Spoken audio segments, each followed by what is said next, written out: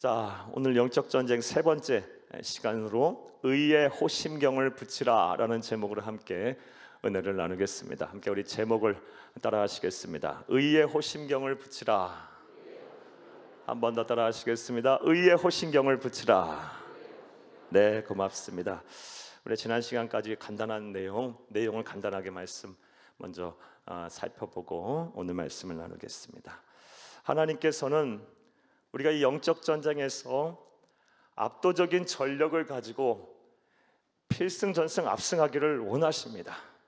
이 세상 사는 동안 이리 치고 저리 치고 이리 당하고 저리 당하고 사람에게 휘둘리고 환경에 지배받으며 사탄 마귀에게 당해서 늘 패배자로 살다가 천신만고 끝에 하나님의 극적인 개입으로 겨우 구원받는 것, 그가 하나님의 뜻 절대로 아닙니다. 하나님은 하나님의 백성이 그리스도의 강한 군사로 이 세상 살면서 영적 전쟁에서 강한 전력으로 승리하기를 원하십니다. 그래서 이 세상에 사는 동안도 잘 되고 형통하며 하나님의 역사를 나타내는 그런 기적의 주인공들이 다 되기를 원하십니다. 사랑하는 여러분, 우리 모든 성도님들이 그런 그리스도의 강한 군사 승리자가 되기를 간절히 주의 이름으로 축복합니다. 그러기 위해서는 철저하게 이 영적 전쟁에 앞서 우리가 준비를 해야 합니다. 주적이 누구인지를 정확히 알아야 되고 영적 전쟁터가 무엇인지를 정확히 알아야 합니다. 무엇보다 하나님께서 이 영적 전쟁에서 승리하기도록 우리에게 주신 하나님의 전신갑주를 우리가 입어야 합니다. 하나님의 전신갑주 다시 한번 따라해 볼까요? 우리 그림 보면서 따라 하시겠습니다. 첫 번째 그림 봅니다. 한번 따라합니다. 진리의 허리띠, 진리의 허리띠, 의의 호심경, 의의 흉배라고 해도 됩니다. 의의 호심경, 평안의 복음이 준비한 신발,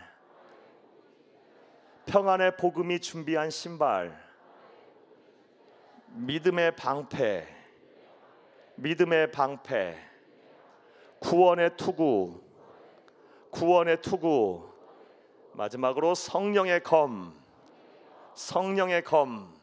네, 고맙습니다. 이 6가지 무장을 우리가 반드시 해서 영적 전쟁에서 반드시 필승 전승 압승하는 그리스도의 강한 영적 강자 군사가 되어야 할 줄로 믿습니다. 그리고 어제 저녁에는 진리의 허리띠가 무엇인지에 대해서 간단하게 말씀을 드렸습니다. 간단하게 역시 말씀드려 보겠습니다. 진리의 허리띠란 하나님의 말씀으로 깨끗해진 진실한 마음과 행동을 말합니다. 다시요, 진리의 허리띠란 하나님의 말씀으로 깨끗해진 우리의 진실한 마음과 행동을 가리켜서 진리의 허리띠라고 합니다. 사랑하는 여러분, 그리고 하나님께서는 이 하나님의 전신갑주 중에서 진리의 허리띠를 제일 먼저 매라고 말씀하고 계십니다. 이 무장 위에 여러 가지 기타 다른 무장들을 하는 것입니다. 따라서 영적 전쟁의 현장에서 우리가 제일 먼저 해야 할 것이 무엇입니까? 진리의 허리띠를 매는 겁니다. 하나님의 말씀으로 깨끗해진 진실한 마음과 행동을 갖는 것이 가장 최우선이라는 것입니다. 지금 여러분이 지금 영적 전쟁의 현장에서 사탄에게 이리 치고 저리 치고 해서 사람들에게 이리 치고 저리 치고 해서 영혼의 내상을 입었다면 제일 먼저 뭘 해야 하는 겁니까? 진리의 허리띠를 매는 겁니다. 하나님의 말씀을 펴놓고 내 마음과 생각을 말씀에 비춰가면서 기도하는 거예요. 회개하는 거예요. 또 결단하는 거예요. 시간을 구별하고 장소를 구별하고 마음의 준비를 해서 하나님의 말씀 속에서 답을 찾고 내 마음과 행동이 그동안 하나님의 말씀에 벗어난 것이 있다면 철저하게 회개하고 하나님의 도우심을 구하는 이런 말씀과 함께하는 경건의 시간, 이거를 갖는 것, 이것이 바로 진리의 허리띠를 매는 것이고, 사랑하는 여러분, 여러분의 영혼의 내상이 입었으면 이 회복하는 그 가장 첫걸음이 바로 이것임을 믿으시기를 간절히 주의 이름으로 축복합니다. 만약 이것을 안 하는 채로 그냥 신앙생활 막 하게 되면요, 우리 성도들이 드러내놓고 거짓말하고 거짓을 행하지는 않을 거예요. 하지만 겉과 속이 달라져 버려요. 사탄은 아주 잘 알아요. 그걸 우리의 심령에 파고들어서 우리로 하여금 외식하게 만들어요. 위선을 행하게 만들어요. 겉으로는 아무 문제 없어 보여요. 아주 거룩한 성도처럼 보입니다. 하나님의 말씀대로 사는 것처럼 보여요. 하지만 속은 새카매요. 교회 안에서의 삶과 세상에서의 삶이 달라요. 아주 달라요. 하나님 앞에 헌금을 드리는 마음과 세상에서 돈을 벌고 돈을 모으는 그 마음이 달라요. 사랑하는 여러분, 위선과 외식은 우리 주 예수님께서 아주 싫어하셨어요. 바리새인들의 책망을 보세요. 그 아주 온유하고 겸손하신 분이 막 쌍욕을 하면서 화이트 진저 하면서 아주 무섭도록 책망하고 있습니다. 사랑하는 여러분, 우리가 이런 위선과 외식에 죄를 짓지 않기 위해서 날마다 하나님의 말씀을 펴놓고 시간을 구별하고 장소를 구별하고 마음의 준비를 하셔서 여러분의 마음과 행동을 진실하게 하시는, 깨끗하게 하시는 그런 작업을 날마다 하시기를 간절히 주의 이름으로 축복합니다. 또 이것을 등한시하고 소홀히 하게 되면 사탄 마귀 너무 잘 알아서요, 우리의 심령에 파고들어 거짓의 죄를 짓게 하는데, 거짓의 죄에 드러나는 대표적인 모습이 두 마음을 품는 거라 그랬어요. 성경은 거짓에 대해서 말하기를 두 마음을 품는 자가 거짓의 대표적인 사람이라 그랬어요. 야고보서 4장 8절에도 있고 시편 12절 편에도 있어요. 두 마음을 품는 자여 너는 거짓을 행하는 자다 그랬어요. 사랑하는 여러분, 가정에서 남편과 아내, 부모와 자녀가 두 마음을 품으면 그 가정 갈등 생기고 다툼이 생기고 분열하게 돼요. 우리 사회도 마찬가지예요. 교회도 마찬가지, 직장, 사업장 어디든 마찬가지예요. 이 두 마음이 문제예요. 두 마음을 품는 것은 절대 성령의 역사가 아닙니다. 성령은 하나됨의 영이세요. 요한복음 17장 말씀에 보면 우리 주님께서 십자가에 매달리시기 바로 전날 밤 온 우리 제자들을 모아놓고, 제자들뿐만 아니라 이 세상에 예수 오실 때까지 존재할 모든 교회와 성도들을 위해서까지 중보기도 하셨는데, 그 중보기도 하신 내용 중에 대표적인 게 바로 하나 되게 하소서예요. 하나 되게 하소서. 제자들에게도, 그리고 이 세상에 예수 재림하실 때까지 우리까지 포함해서 모든 성도들을 향해서 하나 되게 하소서. 한 번 얘기하신 게 아니고 7번인가 얘기하세요. 하나 되게 하소서, 하나 되게 하소서. 죽기 전날 밤 중보기도 하시면서 하나 되게 하소서, 하나 되게 하소서. 사랑하는 여러분, 우리가 모든 우리 성도들이 가정에서 또 직장 사업장에서 우리 공동체가 하나 되기를 원한다면 우리 그리스도인들이 먼저 깨어서 진리의 허리띠를 매는 일을 해야 합니다. 날마다 말씀 펴놓고 우리의 마음과 행동이 진실했는가를 회개하고 점검하고 또 결단하고 또 다짐하고 이런 일을 날마다 하게 되면 우리 한 분 한 분이 다 마음들이 하나가 될 거예요. 여러분의 가정이 하나가 되고 직장과 사업장이 하나 되고 우리 교회가 하나 되는 역사가 일어나기를 간절히 주의 이름으로 축복합니다. 축복합니다. 진리의 허리띠를 매라는 것은 하나님의 말씀으로 깨끗해진 진실한 마음과 행동을 가리키며 그것을 위해서 날마다 하나님의 말씀 펴놓고 점검하라라는 것입니다. 자, 이제 오늘의 강해를 하겠습니다. 오늘은 의의 호심경을 붙이라라는 겁니다. 의의 호심경을 붙이라. 자, 그렇다면 첫 번째로 하나님께서는 우리의 무엇을 보호하라고 의의 호심경을 주셨을까요?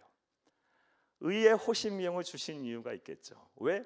하나님께서 무엇을 보호하라고 주신 걸까요? 사랑하는 여러분, 일단 호심경이 무엇이냐? 호심경이 헬라어로는 도락스라 그럽니다. 도락스. 우리 두 번째 그림을 한번 보여주세요. 이 가슴에 우리 영화 보게 되면은 로마 군인들이 이렇게 가슴을 보호하게 차는 흉배 같은 이게 철판으로 된, 동판으로 된 또는 철판으로 된 이런 호심경이 있었어요. 이 호심경 저거를 가리켜서 도락스라고 합니다. 도락스라고 하는데 이것의 정확한 뜻은요, 가슴을 지키는 방패라는 뜻입니다. 가슴을 지키는 방패. 호심경은 가슴을 지키는 방패예요. 자, 그렇다면 의의 호심경은 무엇을 지키라고 하나님께서 우리에게 주신 걸까요? 이것을 이해하려면 1세기 로마인들이 이 가슴, 이 흉부에 대해서 어떤 생각을 갖고 있었는지에 대해서 이해를 할 필요가 있습니다. 1세기 로마인들, 또 이스라엘 사람들도 마찬가지였다 그래요. 1세기 지중해권에 있었던 로마인들은요, 이 흉부 안에 있는 기관들, 이 기관들이 우리의 감정을 조절하는 역할까지 한다라고 생각을 했답니다. 그러니까 단순히 우리 기관이 우리의 인체에 필요한 기관일 뿐만 아니라, 육체적인 기관일 뿐만 아니라 감정을 조절하는 기능들도 있다라고 생각을 했다고 해요. 예를 들면 심장은 말 그대로 우리의 육체뿐만 아니라 감정을 전체적으로 총괄하는 기관인 거고, 간은요, 간은 분노를 조절하는 기관이었다고 생각을 했대요. 이 간이 망가지면 어떻게 되는 거예요? 막 그냥 혈기부리고 화를 주체 못한다고 생각을 한 거예요. 그런 사람을 보면 저 사람은 간이 망가져서 그래, 그렇게 생각을 했다라는 겁니다. 또 비장이 망가지면 어떻다? 막 우울증이 쏟아진다고 생각을 했대요. 이게 1세기 로마인들이 성서시대, 바울시대의 사람들이 생각했던 이 흉부 안에 있는 기관들, 이 가슴 안에 있는 기관들에 대한 이해였어요.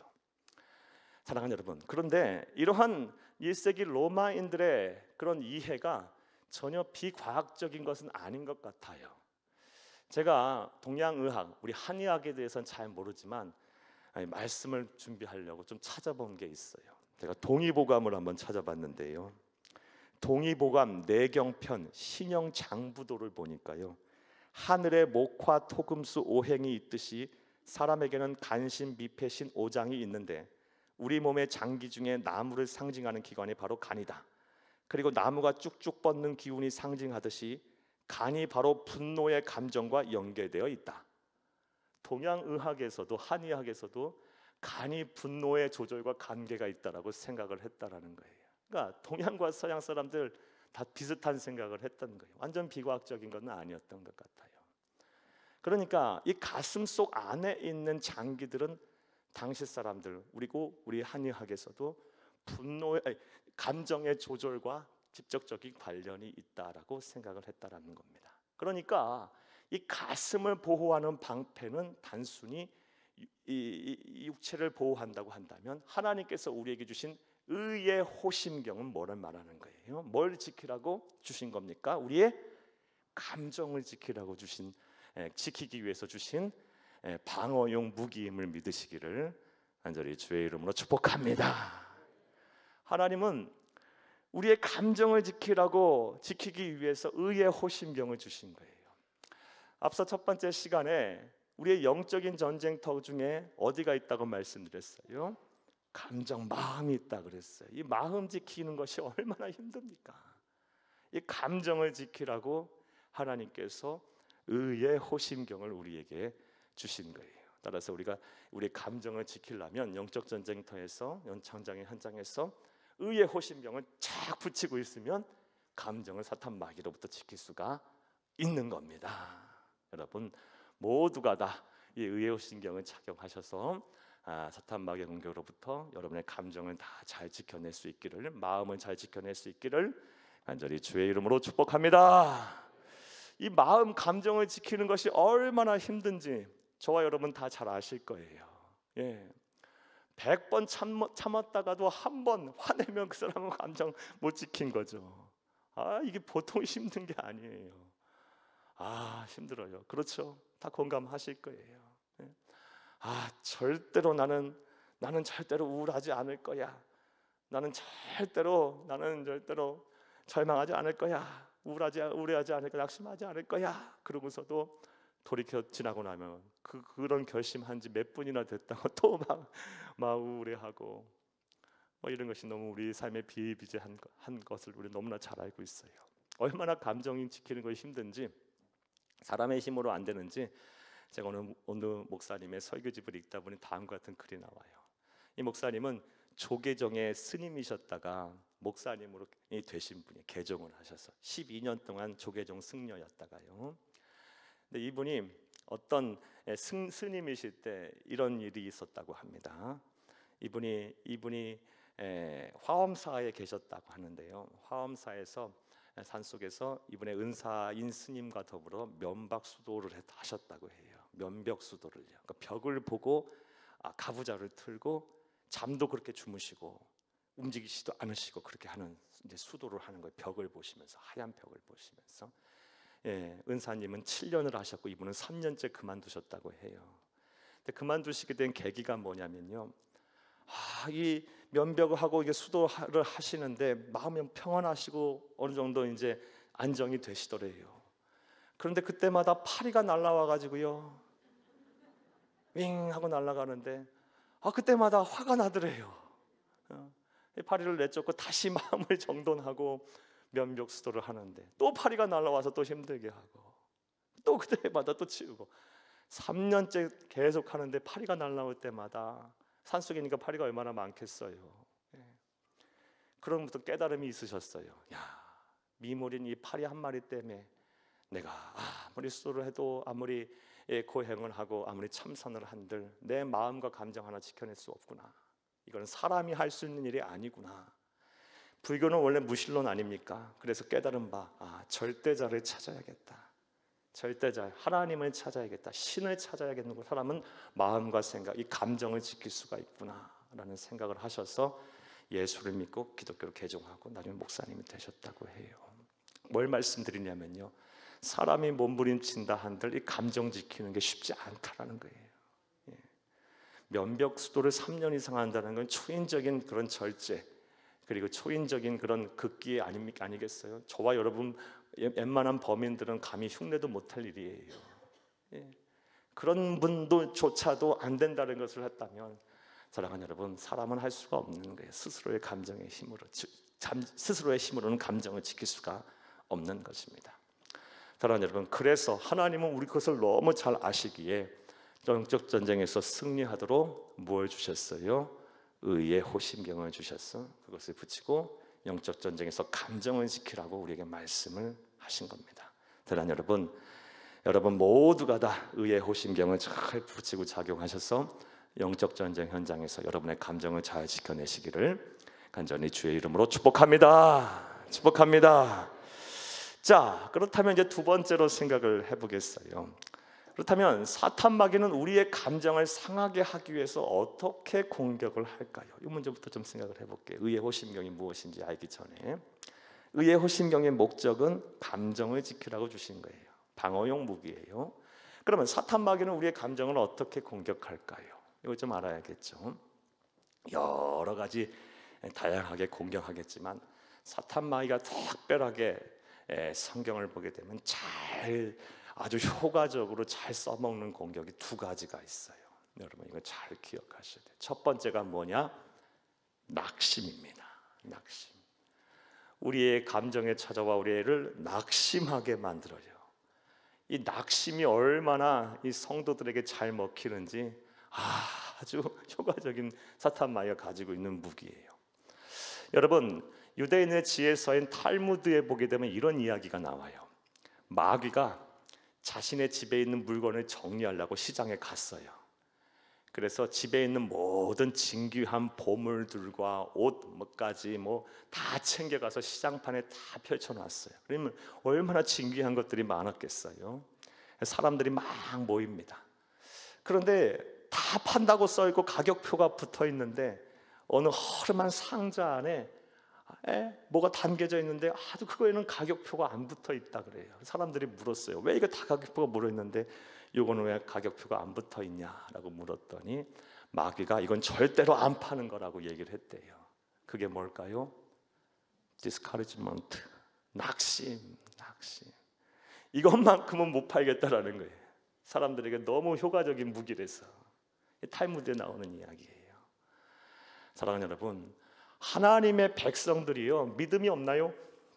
아니요. 기도할 줄 모르나요? 아니요. 그런데 왜 영혼이 상해요? 살다 보면 낙심 때문에요. 낙심이 뭡니까? 그냥 문자 그대로 표현을 하면은, 풀이를 하면 떨어질 낙자의 마음 심자예요. 마음이 툭 떨어지는 거예요. 철벽으로 툭 떨어지는 거예요. 사전적인 정의는 낙심은 이거예요. 내가 바라고 원하는 일이 내 뜻대로 되지 않아서 마음이 상하는 것, 이게 사전적인 정의예요. 내가 막 바라고 원하는 것, 그것이 있어요. 그것을 위해서 막 열심히 공부도 하고 막 기도도 하고 막 일도 하고 막 애도 쓰고 막 노력도 하고 했는데 원하는 대로 결과가 안 나와. 더 아주 안 좋게 나와. 그럼 어떻게 돼요? 마음이 툭 떨어져요. 툭 떨어져요. 이게 낙심이에요. 낙심. 사탄 마귀가를 얼마나 잘 효과적으로 공격하는지, 이거 갖고 그냥 우리를 얼마나 우리의 감정을 상하게 하는지 몰라요. 사랑하는 여러분, 여러분들 어때요? 지금 낙심 중에 계시지 않아요? 질병으로 고통받는 성도들 열심히 치료했는데 뜻하는 대로 결과가 안 나와요. 또 수험생들 공부 열심히 했는데 원하는 대학에 못 가요. 또 이 사람 저 사람 많이 만나고 했는데 또 결혼 못 해요. 내 짝은 어디 있는지 결혼도 안 돼요. 또 여러모로 또 여러 가지 직장과 사업장에서 일을 벌리고 또 이렇게 시도하고 저렇게 시도하고 이런 방법으로 저런 방법으로 많은 일들을 했는데 잘 될 것 같다고 했어도 모든 그냥 뜻하지 않는 일로 막 순간에 어그러져서 뜻한 대로 안 돼. 결과가 안 나요. 우리 성도들은 기도하겠죠. 기도를 했는데도 기도 응답은 도대체 언제 오는지 도대체 기도 응답이 없어요. 그리고 이해할 수 없는 고난이 막 찾아와요. 거기다가 또 예수 안 믿는 악인들은 또 형통해요. 낙심하게 되죠. 뚝 떨어져, 가슴이 뚝 떨어져. 이게 얼마나 우리의 마음, 감정을 상하게 하는지, 우리의 영혼의 내상을 얼마나 많이 입히는지, 이 낙심을 가지고 공격해요. 성경에 보면요, 이 낙심 갖고 공격을 얼마나 많이 했는지 성경에 그런 수많은 우리가 본받고 따라야 될 영적 거장들도 전부 다 한 번씩은 낙심을 해요. 심지어 좀 이따 말씀드리겠지만 예수님조차도요. 예를 한번 들어볼까요? 먼저 구약의 엘리야. 사랑하는 여러분, 엘리야가 어떤 사람이에요? 열왕기상 18장 말씀을 보게 되면 우리 잘 아는 갈멜산에서의 영적 대결 850대 1, 바알 신을 섬기는 제사장 450명, 아세라 신을 섬기는 목상, 그 우상 섬기는 제사장 400명, 850대 1, 엘리야 한 사람. 누가 참 하나님이신가? 누가 참 신인가? 갈멜산에서 영적 대결 벌였어요. 850명이 부르짖고 엘리야는 단 한 사람이에요. 이거 대단한 용기 아니에요? 대단한 이 능력의 종 아닙니까? 850대 1로 우리 잘 알다시피 승리했어요. 그리고 850명 전부 죽였어요. 자, 죽였다는 소리를 누가 듣습니까? 이 바알 신과 아세라 신을 섬기는 우상 섬기는 제사장의 배후에 있던 누가? 이세벨이라는 왕후가 이 소리를 듣고 이거 엘리야 용서 못한다, 죽이겠다라는 소리를 듣자 순간 낙심해요. 엘리야가 불같은 종이에 낙심을 해요. 나 죽게 생겼구나. 뜻한 바대로 안 된 거예요. 850대 1로 승리했으면 이제 온 천하가 하나님을 믿어야 되는데 뜻한 대로 안 된 거예요. 자기 생각대로 안 된 거예요. 낙심해서요. 그가 어떻게 돼요? 북왕국 이스라엘 사람이 남왕국 유다 맨 끝에 도시인 브엘세바까지 도망가요. 사환 하나 하고, 그리고 거기서도 사환도 내버려 두고 혼자 하룻길을 광야로 홀로 들어가서 로뎀나무 그늘 안에 누워갖고 다음과 같이 하소연해요. 열왕기상 19장 4절 함께 보겠습니다.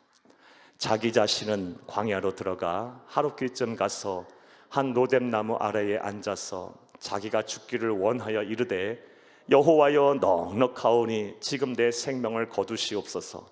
나는 내 조상들보다 낫지 못하니이다 하고 아멘. 낙심해서요 다 포기하고 있어요. 낙심해서. 엘리야조차도 낙심한다면 우리가 낙심 안 할 수가 없겠죠.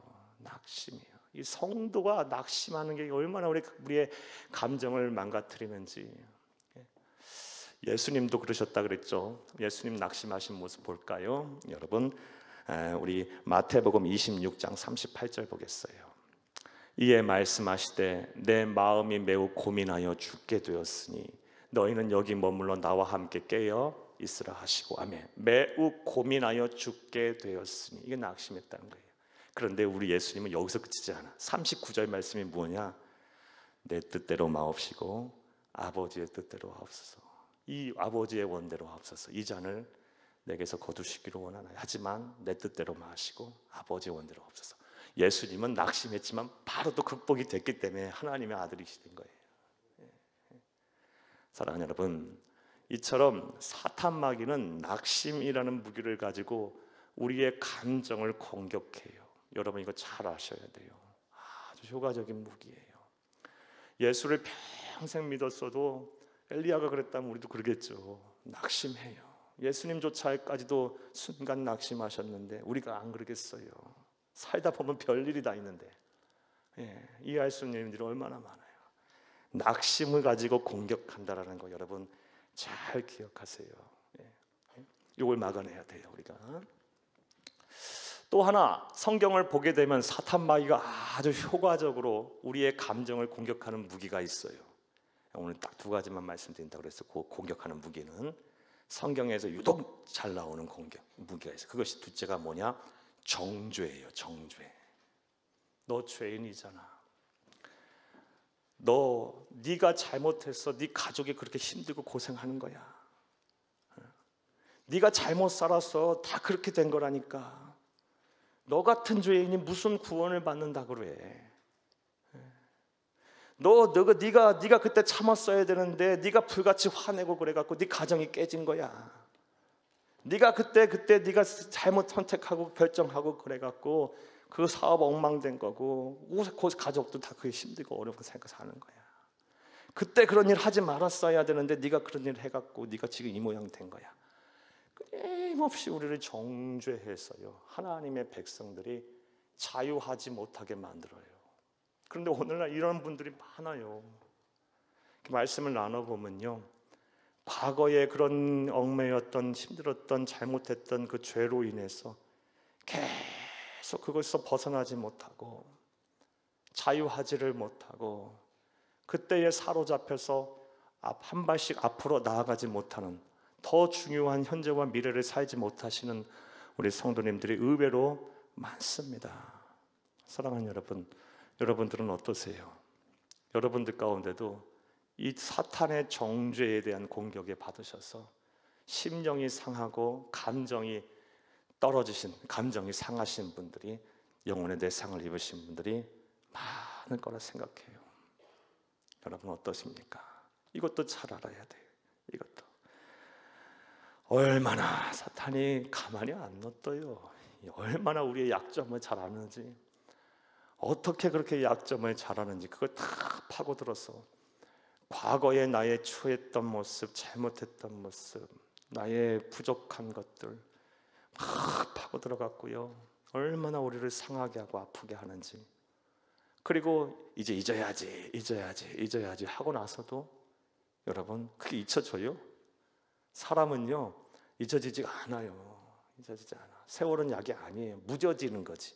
무뎌지는 거하고 잊혀지는 거하고는 다르죠. 잊어버리는 거하고는 다른 거죠. 무뎌지는 거하고 잊어지는 건 달라요. 사람은 절대 잊고 살 수 없어요. 쓴뿌리처럼 남아있어요. 그러니까 뽑아버릴 수 없다면 이게 자랄 때마다 억누르고 없애버려야 되는 거예요. 그게 현명한 거예요. 그렇죠? 세월은 약이 아니라니까요. 잊혀지는, 무뎌지고 잠시 딴 곳에 치워놓는 것이지 그게 아예 없어지는 것은 아니에요. 하나님의 나라 가는 그날까지 우리의 피조물다움, 우리의 연약함 때문에 계속해서 나올 거예요. 저 결정적인 순간에. 그때마다 아무렇지도 않게 방어하는 것이, 막아내는 것이, 없애버리는 것이, 치워버리는 것이 바로 성도의 삶, 지혜로운 삶임을 믿습니다. 우리 성도들이 여러분의 감정을 그렇게 잘 치료하고 그런 사탄의 공격을 잘 막아낼 수 있기를 간절히 주의 이름으로 축복합니다. 축복합니다. 축복합니다. 이 두 가지 정도는 우리가 꼭 기억을 하셨으면 좋겠어요. 사탄이 뭘 공격한다? 낙심이라는 무기를 갖고 공격을 해. 이거에 마음 상하면 안 돼. 이걸 잘 막아야 돼. 사랑하는 여러분, 예레미야 선지자도 사도 바울도 베드로도 다윗도 막 다 넘어져. 모세조차도 넘어지고 낙심 앞에 다 넘어져. 얼마나 이 효과적인 무기인지 몰라. 요거를 낙심이 찾아올 때마다 공격이 들어왔구나. 바로바로 눈치채야 돼. 그리고 정죄를 하면 나를 막 죄책감에 빠지게 하고 죄의식 속에 있게 하고 과거로부터 벗어나지 못하게 할 때 빨리 또 캐치해내야 돼. 공격이 들어왔구나. 그래서 의의 호신병을 얼른 붙여야 돼요.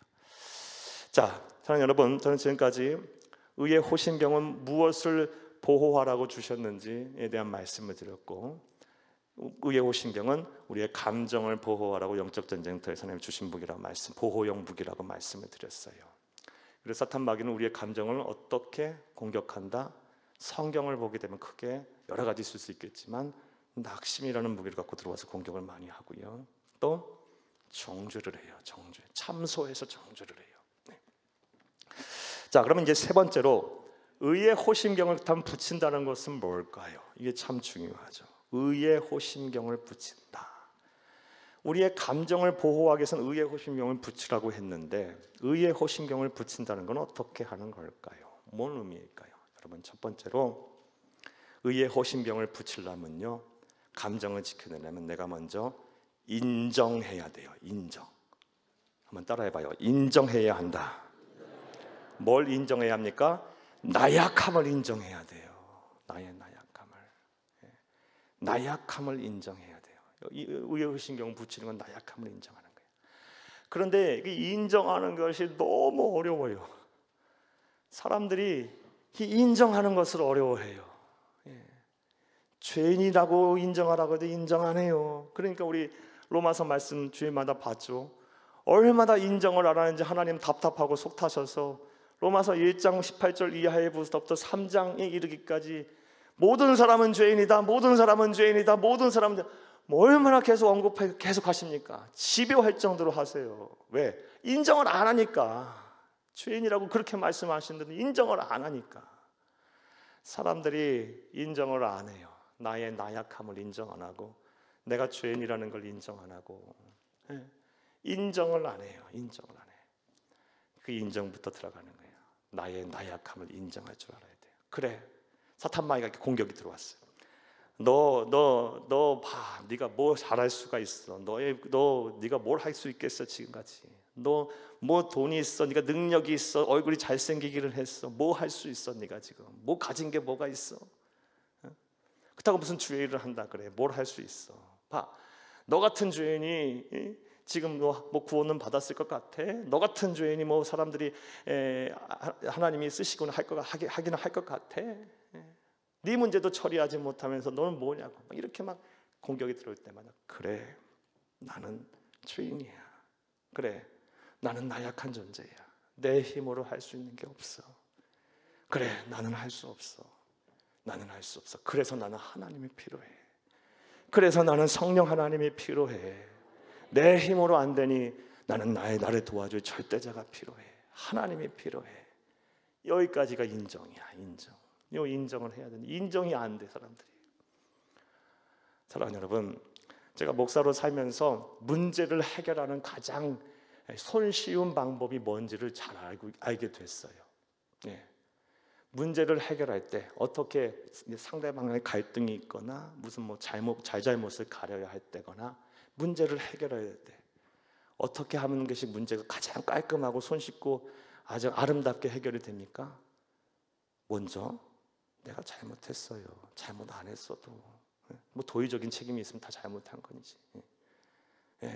설령 우리 부교육자들이 뭔가 좀 실수했어도 저를 찾아오면 그래요. 제가 잘 못해서 제가 잘 못 도와주고 못 가르치고 제가 못 섬겨서 우리 부교육자 그런 실수한 모양이에요. 제가 잘못했어요.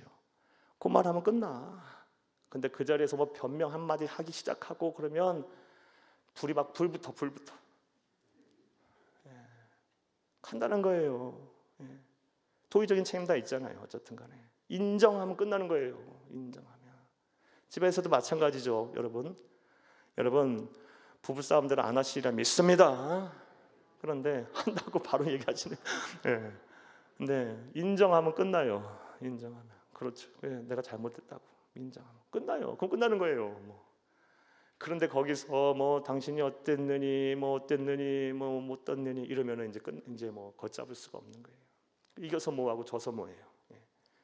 사랑하는 여러분, 인정하는 게 참 중요해요. 하나님 앞에서도 마찬가지고요. 이 영적 전쟁에서 하나님의 도우심을 받으려면 인정하는 게 중요한 거예요. 나약함을 인정하고 하나님의 도우심을 필요하다는 것을 인정하는 게 중요해요. 그게 바로 의의 호심경을 붙이는 첫 번째 단계의 과정. 그 다음에 뭘 해야 하느냐? 예수 그리스도의 십자가의 의를 붙잡아야 돼요. 왜 의의 호심경이라고 했을까? 호심경이라고만 안 하고 의의 호심경이라고 했을까? 여기서 의는 예수 그리스도의 십자가의 의를 말해요. 여기서 말하는 의란, 그러니까 줄임말이에요. 줄임말.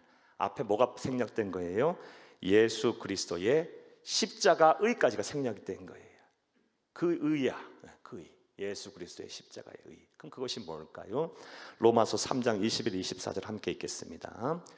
이제는 율법에 의해 하나님의 한 의가 나타났으니 율법과 선지자의 증거를 받은 것이라. 곧 예수 그리스도를 믿음으로 말미암아 모든 믿는 자에게 미치는 하나님의 의니 차별이 없느니라. 23절. 모든 사람이 죄를 범하였음에 하나님의 영광에 이르지 못하더니 그리스도 예수 안에 있는 속량으로 말미암아 하나님의 의로 값없이 의롭다 하심을 얻은 자 되었느니라. 아멘. 자, 이게 무슨 얘기냐? 예수 그리스도의 십자가의 의는 뭐냐면, 예수님이 십자가에서 죽으심으로, 나를 대신하여 죽으심으로 사탄의 권세를 깨뜨리셨어요. 승리자가 되셨어요. 따라서 우리가 예수님과 함께라면 나는 모든 것을 할 수가 있다라는 것, 그가 바로 예수님이 십자가의 의예요. 또 나는 죄인이야, 죄인. 하지만 예수님께서 나를 대신하여 십자가에 죽으심으로 내가 받아야 될 사망의란 벌을 대신 치르셨기에 하나님께서 값없이 나를 의인으로 여기신다라는 의, 그것이 바로 의야. 의, 십자가의 의. 이걸 한번 적용해 볼게요. 이제 사탄이 우리를 향해서 낙심이라는 무기를 갖고 막 마음을 가지고 막 낙심이 됐어. 뚝 떨어졌어. 그럼 어떻게 막원에 의의 호심경을 어떻게 붙여요? 이렇게 하는 거예요. 그때마다 그래, 나는 이거밖에 안 돼. 그래, 그러니까 나는 하나님이 필요해. 이렇게 인정을 하고 나서 그래, 나는 죄인이야. 그래, 나는 낙심할 수밖에 없어. 나약한 존재야. 그러고 나서 하지만 예수님께서 십자가에서 죽으심으로 사탄의 권세를 다 깨뜨렸어. 그리고 약속하셨어. 나 스스로는 할 수 없지만 예수님과 함께라면 할 수 있거든이 무슨 말이냐? 믿는 자에게는 능치 못할 일이 없다고 했어. 나는 모든 것을 할 수 있어. 이 믿음 갖고 뛰쳐나오는 거예요. 낙심이 올 때마다, 또 죄의식에 빠질 때마다, 막 사탄이 나를 정죄해. 그래, 나 죄인이야. 과거에 난 죄인이야. 내가 얼마나 죄인인지 1000만 번, 100만 번을 고백해도 난 죄인이야. 자, 그런데 인정을 그렇게 해. 그 다음에 예수 그리스도께서 십자가에 죽으심으로 내 갚아야 될 모든 죄의 값을 다 치르셨어. 그리고 하나님께서 나를 값없이 의롭다 인정을 하셨어. 나는 이제부터 의인이야. 성경에 분명 말씀하셨어. 로마서 8장 33절 이하의 말씀에 누가 나를 정죄하리요? 하나님께서 나를 의롭다 하셨으니 누가 나를 정죄하겠냐 그랬어. 그러면서 자유하세요. 자유. 그때부터 때마다 낙심이라는 걸 찾아올 때마다 인정하고 예수 그리스도의 십자가의 의를 붙드는 거예요.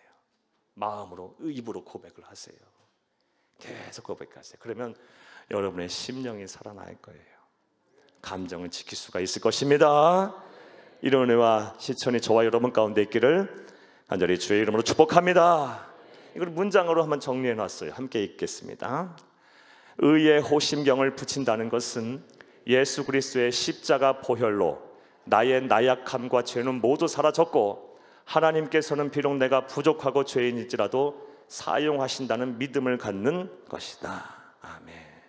여러분, 낙심이 될 때마다, 막 나의 나약함이 막 드러날 때마다 그래, 나 나약해. 하지만 예수님께서 십자가에서 사탄의 모든 권세를 깨뜨리고 승리하셨기에 내가 예수님과 함께라면 난 모든 거 할 수 있어. 이런 믿음을 갖고 뛰쳐나오세요. 또 막 죄의식에 빠질 때마다 그래, 나 죄인이야. 하지만 예수님께서 십자가에서 죽으심으로 내 모든 죄의 값을 치르셨어.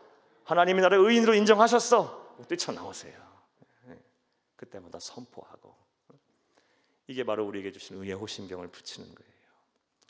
우리 믿음의 선배들은요 다 이런 작업을 하고 그 때때마다 감정을 지켰어요. 마음을 지켰어요. 대표적인 사람 한 사람 볼까요?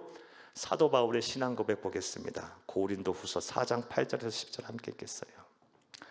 우리가 사방으로 우겨쌈을 당하여도 쌓이지 아니하며 답답한 일을 당하여도 낙심하지 아니하며 박해를 받아도 버림받지 아니하며 거꾸로 트림을 당하여도 망하지 아니하고 10절 우리가 항상 예수의 죽음을 몸에 짊어지면 예수의 생명이 또한 우리 몸에 나타나게 하려 함이라. 아멘.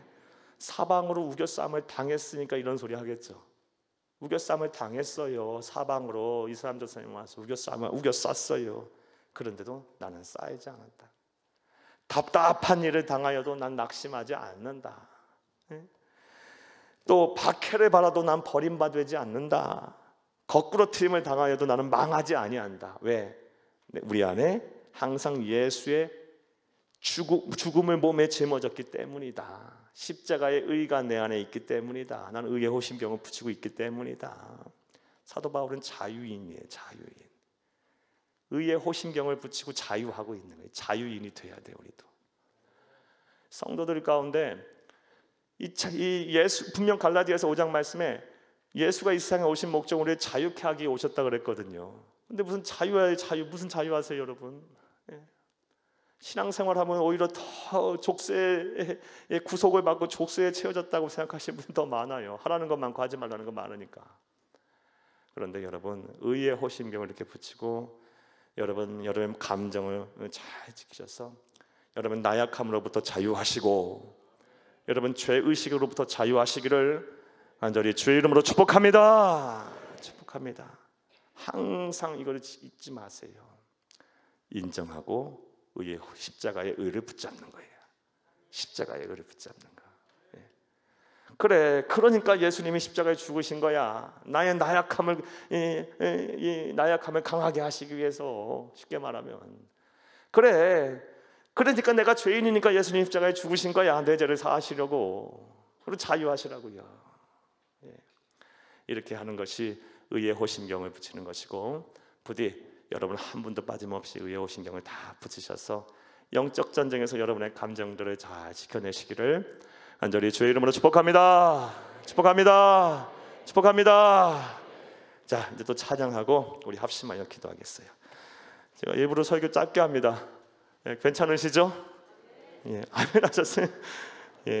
새벽 예배가 또 있고 짧게 할게요. 자, 우리 찬양 같이 부르고 우리 부목사님 나오셔서 우리 기도 인도하실 때까지 중간에 가지 마시고 말씀을 들으셨으면 반드시 여러분 하나님 앞에 회개 또는 결단하셔야 돼요. 지금 여러분이 그동안 이 낙심 때문에 여러분 감정이 막 요동치고 흔들리고 자유하지 못했다면 회개하세요. 살아계신 하나님이 계시고 그 문제 해결을 하고 예수님이 십자가에 죽으셨는데 왜 낙심하고 있냐고. 그 불신앙인 거예요.